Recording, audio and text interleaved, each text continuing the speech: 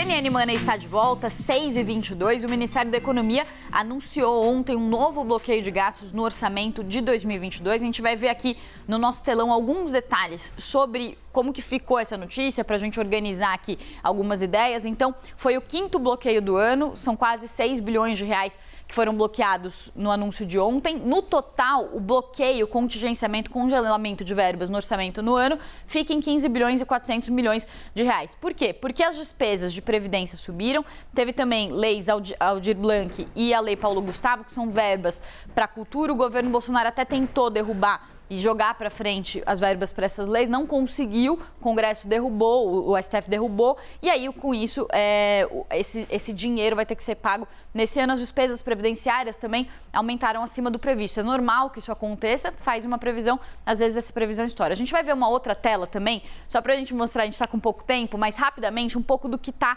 em discussão aqui. A gente tem as emendas de relator que também fazem parte do orçamento. E aí no ano passado foram autorizados quase 17 bilhões de reais, foram executados quase todo esse valor. Para esse ano, as emendas de relator autorizadas foram 16,5 bi. Mas como não tem dinheiro para tudo, o governo está tendo que bloquear verbas, o que aconteceu? Só 7 bilhões de reais foram para as emendas de relator para o orçamento secreto. Se isso ficar assim até o fim do ano, vai ser uma queda de 60% nessas verbas que são usadas por políticos, principalmente do Centrão, em relação ao ano passado. A gente conversa sobre isso, mais uma vez, com o nosso comentarista de economia, Aode Cunha. Aode, o que a gente tem? Um cenário em que serviços estão sendo paralisados, emissão de passaporte, porque está faltando dinheiro. O governo está fazendo mais um bloqueio, está dizendo que vai tentar normalizar a questão dos passaportes, mas as verbas para as emendas de relator, para o orçamento secreto, foram quase todas congeladas, ou pelo menos metade do que estava previsto ainda não foi executado. E aí o Centrão está tentando articular para desbloquear isso nesse ano e também institucionalizar as verbas do orçamento secreto para o ano que vem, para não correr o risco de ficar sem esse dinheiro. Minha pergunta é, se o Centrão conseguir isso, como que ficamos nós, a população, diante dessas verbas que vão cada vez mais para o Centrão e menos para o resto da economia ou para o que é prioridade para a economia?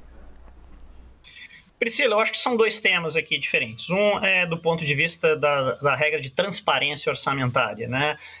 A minha opinião, assim, o orçamento secreto ele é ruim porque ele dá, principalmente porque ele dá pouca transparência. A escolha do quanto gastar e onde gastar é uma escolha soberana democrática de um governo eleito, mais o Congresso Nacional. Agora, a população precisa saber onde é que vão esses recursos. Então, do ponto de vista da qualidade da gestão orçamentária, é ruim por isso.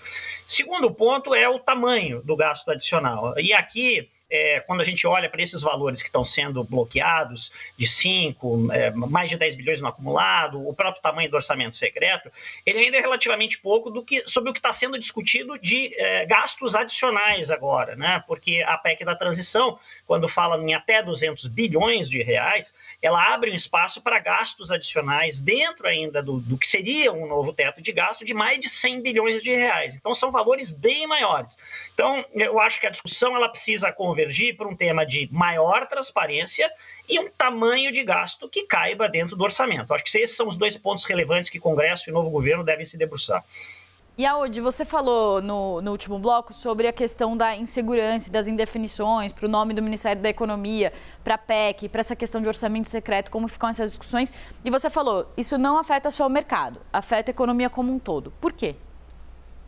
Então, porque quando você começa a passar a ideia de que o governo não terá mais um limite, ou terá um limite muito estendido para gastar muito mais, num país que tem as contas fiscais durante vários anos com déficit, recém estava começando a conseguir equilibrar suas contas, isso evidentemente gera preocupação, os detentores de dívida pública passam a demandar taxas de juros mais altas, o dólar sobe. Quando taxa de juros e dólar sobem, primeiro o custo das empresas para investir fica mais caro, elas paralisam seus investimentos, isso afeta a geração de emprego, a geração de renda para as pessoas, dólar subindo gera uma pressão sim sobre preços importados, preços dolarizados, isso pressiona a inflação e tudo isso afeta muito mais a vida dos mais pobres, daqueles que têm renda mais baixa, que dependem da geração de empregos. Por isso que é ruim para todo mundo, mas é especialmente pior para aqueles que mais precisam, aqueles que têm renda mais baixa. Hoje a gente está vendo mais um bloqueio no orçamento, são 15 bilhões de reais bloqueados nesse ano, discussão sobre o orçamento secreto. Como que você diria que as contas públicas estão sendo administradas? Eu estou falando de uma forma mais estrutural. Esse governo e o governo que está chegando, na tua visão, eles estão tomando boas decisões em relação às nossas contas públicas? Eu acho que pode haver sinais de melhora, deveria haver, né? O atual governo vai entregar, nesse último ano, ao menos, contas com algum superávit primário. Isso é óbvio que é positivo, mas a obtenção do superávit primário nesse ano, ela se deu também ao longo dos últimos anos com algumas excepcionalizações das regras de teto, despesas que foram tiradas, acordo junto com o Congresso também é responsável por isso, que foram colocando esse limite, esse equilíbrio que nós vamos chegar de forma mais instável. As receitas também subiram porque a inflação subiu, tudo isso se sabe, vai se entregar uma conta bem ajustada nessa situação. Então, sobre essa situação, não dá, na minha opinião, para você liberar um gasto adicional excessivo. Que se cumpra as promessas de campanha, foi prometido pelos dois candidatos pagar o novo Auxílio Brasil, o novo Bolsa Família de R$600, isso vai dar um pouco mais de 50 bilhões, tem algumas outras promessas como apoio à primeira infância, que dá um gasto adicional, mas assim, 60, 70, até 80 bilhões de reais cabem nessa conta. Agora, você falar em contas como 200 bilhões de reais, ficando fora do teto, sem saber como foi ajustado, isso vai ficar muito difícil para o próprio próximo governo e para a economia como um todo. Certo, Audi Cunha, nosso comentarista de economia, muito obrigada pelos seus esclarecimentos, um ótimo dia para você. Obrigado, um bom dia para você, Priscila, para quem nos assiste.